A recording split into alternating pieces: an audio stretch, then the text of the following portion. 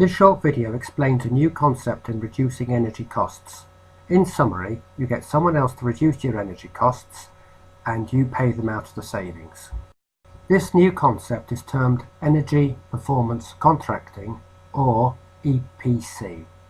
The service is provided by an energy service company, an ESCO. So, how does an energy performance contract work? It is a contract between the client and the ESCO that defines the level of service, the equipment that is put in, who maintains it, and how the savings are split, and, importantly, how the savings are calculated. So, how are the savings split? Typically, 80% of the savings go to the ESCO and 20% to the client, for a period of generally 7 years or perhaps longer. The contract is a balancing act. The risk to both parties has to be managed. The risk to the ESCO is potentially high. They are funding the energy efficiency improvements. The risk to the client is typically low. Because of this potential risk imbalance, it is the ESCO that will draw up the contract.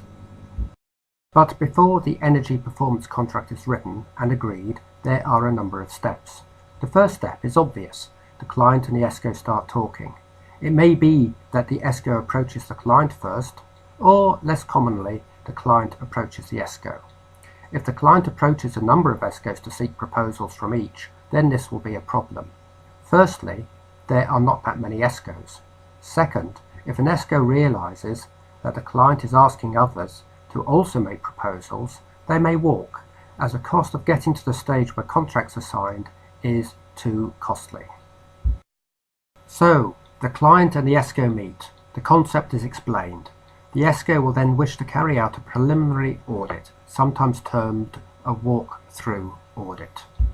The walk-through audit is typically a 1-day on-site and 4-day desk work job. Utility bills are reviewed, but no measurements are taken.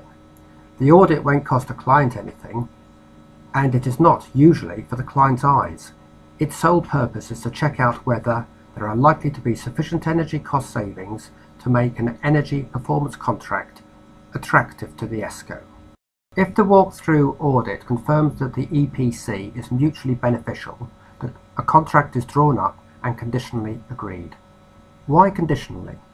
There is another important step to come, and quite an expensive one from the ESCO's point of view, the investment grade audit. The investment grade audit is essential as it will define the baseline energy consumption. This is the baseline from which savings are calculated. It will also list each piece of equipment in detail, and I mean in detail. Serial numbers will be recorded.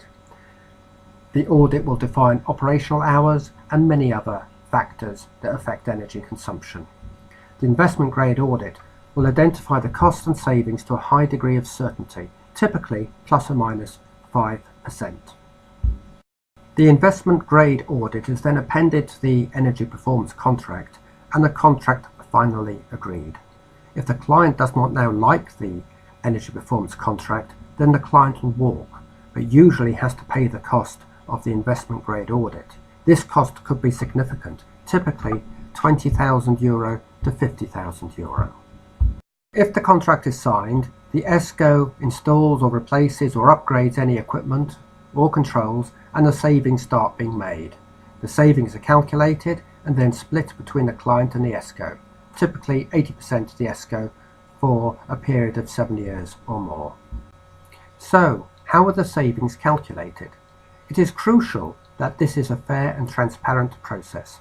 The method, termed the Measurement and Verification Plan, will form part of the investment grade audit and therefore part of the energy performance contract.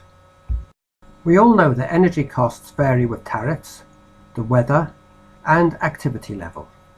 The Measurement and Verification Plan will state how this is taken into account in order to calculate the savings. So, what sort of organisations will benefit from energy performance contracting?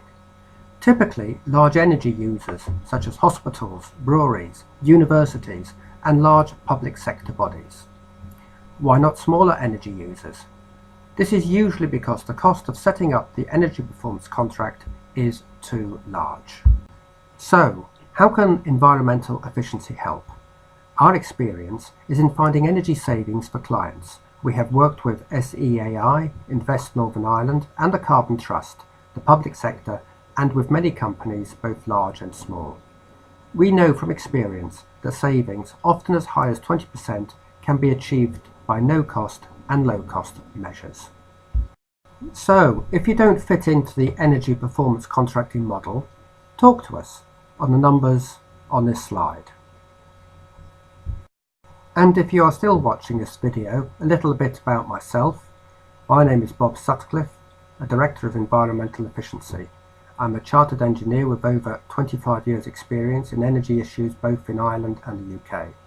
I'm also a Director of MP, the professional body for energy practitioners in Ireland. I am on the approved list for Enterprise Ireland for the Green Start, Green Plus and Green Transform programmes, which cover, amongst other things, energy management systems. Please feel free to call me or to email me at the company address.